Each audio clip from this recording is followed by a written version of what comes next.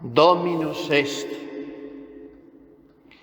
Son los ojos limpios y claros del apóstol virgen, los que saben reconocer a Jesús en aquel personaje desdibujado entre las brumas de la amanecida en el lago de Tiberíades. Los otros están desalentados porque no han pescado nada. Y es que sin Jesús no tenemos nada que hacer. Solo se posesiona de nosotros el miedo, la pusilanimidad, y no recogemos buenas obras, ni cosechamos almas, ni cultivamos virtudes. El miedo, la desesperanza, la desilusión son un cortejo de consejeros siniestros para un alma en progresiva parálisis. Tenemos que saber descubrir a Jesús. Tenemos que reencontrarnos con Jesús. De lo contrario,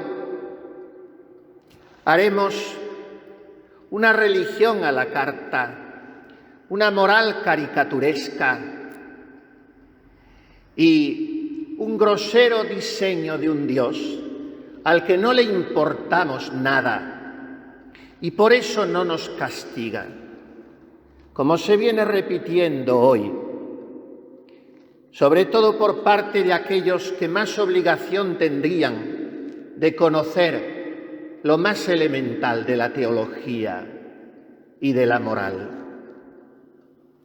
Cuando hablan los apóstoles a sus contemporáneos después de la resurrección de Jesucristo, lo hacen en aquel mundo grecorromano en que se movían.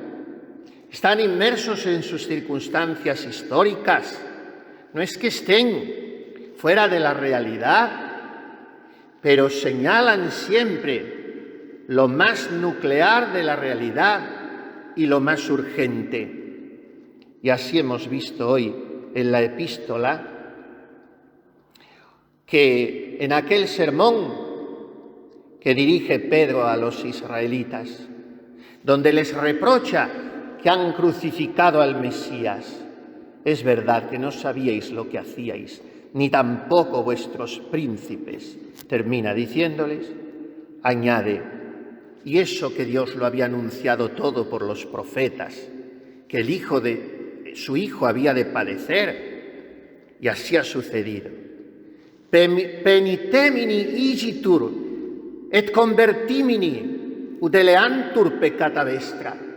Así pues, haced penitencia y convertíos, para que se os perdonen vuestros pecados. Y una vez y otra nos vemos obligados a lamentar. ¿Quién repite esto hoy? Que la urgencia es la de la penitencia. ¿O es que no se ha encargado la misma Reina del Cielo de recordárnoslo en Fátima y en Lourdes? Todo su mensaje se reduce a esto. Oración y penitencia. La primera penitencia, como después explicaría el Señor en privado a Lucía de Fátima, ya religiosa en España, es el cumplimiento responsable del propio deber. Esta es la primera penitencia. Que los políticos y gobernantes sean de verdad gobernantes y políticos, buscando el bien común y no el particular, diciendo la verdad y no engañando, ni ocultando, ni tergiversando. Y que el estudiante lleve adelante los empeños de su carrera universitaria o de sus estudios primarios y secundarios, y el esposo y la esposa sean fieles mutuamente el uno al otro y buenos padres de familia, y el trabajador en este ramo o en el otro sea cumplidor y honrado en el uso de sus bienes o del dinero que gana o debe ganar, en fin, y así sucesivamente. Esta es la primera penitencia. Y después penitencias que debemos añadir, soportando el dolor o a veces buscando ciertas incomodidades. Pero sobre todo el penitemini significa convertimini, o sea, cambiad de vida, cambiad de corazón. De lo contrario, vendrán castigos aún peores, lo avisó la Virgen en Fátima. Pero si no hay obligación de creer una revelación privada, sí es preciso que creamos la revelación pública. Y está la Sagrada Escritura llena de avisos de esto. De un Dios al que porque le importamos nos castiga. Y esta es la teología, como hemos tenido ocasión de leer ayer. En un artículo de prensa valiente y claro de un seglar que dice muchas cosas que no nos atrevemos a decir los eclesiásticos, llevados de este buenismo bobalicón y absolutamente pueril por no molestar a las personas, cuando no hay falta de caridad más grande que ocultar la verdad, sobre todo por aquellos que tenemos obligación de proclamarla a tiempo y a destiempo en las plazas y desde las azoteas. Hay una misericordia que castiga y una crueldad que perdona, dice este columnista, y así termina su artículo citando nada menos que a San Agustín. Hay una misericordia que castiga y hay una crueldad que perdona. Y el Señor está queriendo avisarnos, reconducirnos, recuperarnos con su misericordia manifestada a través de esta peste que estamos sufriendo. ¿Qué es eso de decir que es un quejido de la naturaleza que se venga de cómo la tratamos los hombres? Es que la naturaleza es sujeto de una voluntad propia. ¡Cuánta necedad hay que escuchar! La naturaleza tiene un creador y un gobernador, que es Dios nuestro Señor. Y Él es el que permite, en último término, los males que nos suceden. ¿Quién tiene audiencia directa con Él para poder afirmar de una manera categórica y absolutamente infundada que no se trata de un castigo de Dios?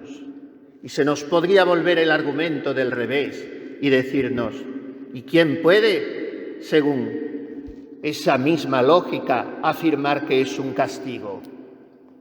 El que lee la Sagrada Escritura, ese puede afirmarlo. Y el que está familiarizado con la economía de Dios, con su manera de hacer las cosas.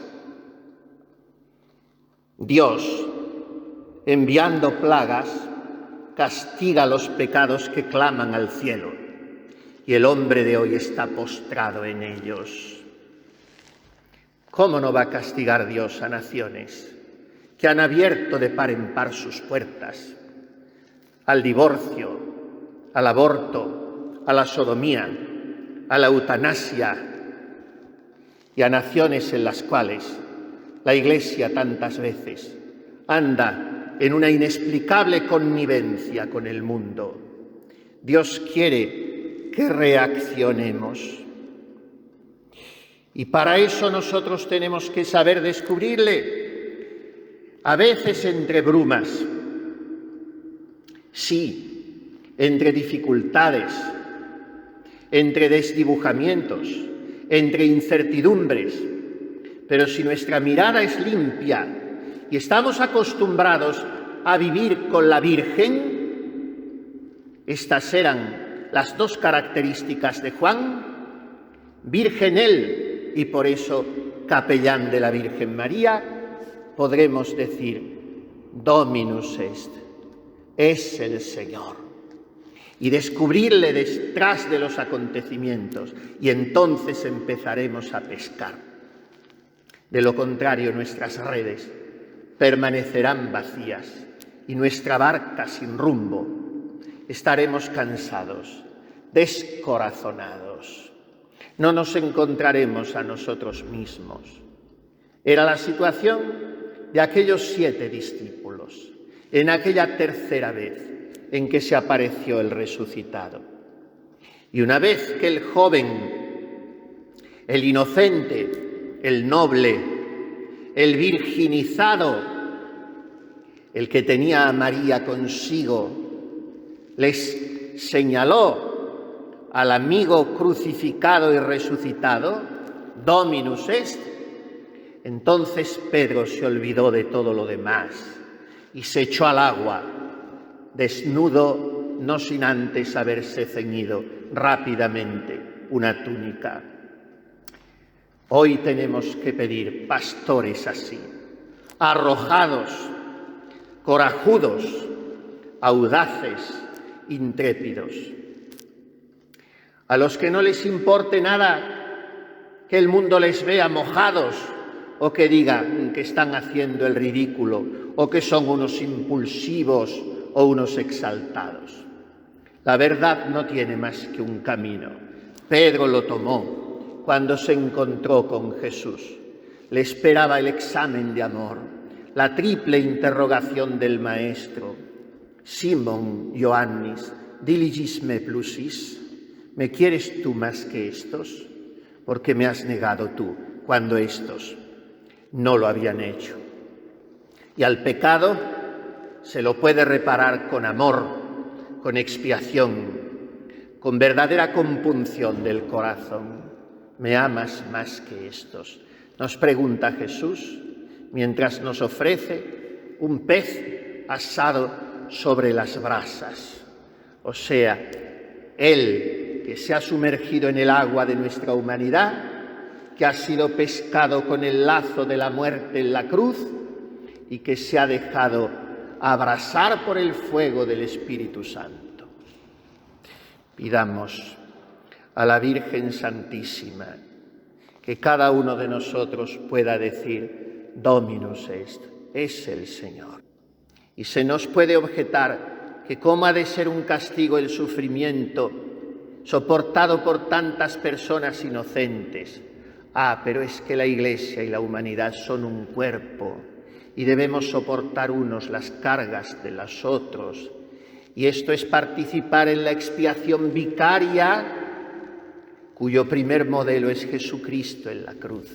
Sufrimos unos por otros. Este es el gran misterio. ¿Y por qué no nos convertimos? Dominus est. Que descubramos a Jesucristo, que podamos decir, es Él, es el Hijo de Dios vivo, de ese Padre celestial que lo que hace es precisamente castigar a sus hijos cuando se portan mal, no por regodearse en el castigo, sino para evitarles por amor un mal mayor, porque el Padre que no castiga con ese fin es el peor Padre concebible. Pidamos que nosotros seamos hijos tales que Él nos retire esta nueva plaga, como aquellas que mandaba en el Antiguo Testamento, para que el pueblo se convirtiese. De lo contrario, nos lo ha avisado Jesucristo, todos pereceréis de la misma manera. Que la Santísima Virgen nos dé su mano para no perecer, y ella que es refugio de pecadores, haga que nos convirtamos de veras, que sepamos descubrir a su Hijo y que exclamemos al reconocerle como un rayo de luz que se abre paso en medio de la oscuridad, de las brumas del amanecer, que sepamos nosotros exclamar como Juan, Dominus est, es el Señor. Y que de la mar turbulenta y revuelta pasemos a la playa de la serenidad. Así lo interpretan los padres de la Iglesia. El mar es el mundo, con sus pasiones e inquietudes, con sus cambios constantes, con sus modas estúpidas. La playa es el cielo, la eternidad, la estabilidad, la serenidad, la inmutabilidad. Que pasemos, aunque estemos en este mundo, del oleaje de nuestro pecado a la paz del corazón de Jesús, ese que hemos de saber descubrir diciendo Dominus est, en medio del sufrimiento y de la alegría, en las horas de amargura y en las horas de consuelo. Dominus est, es el Señor. Así sea.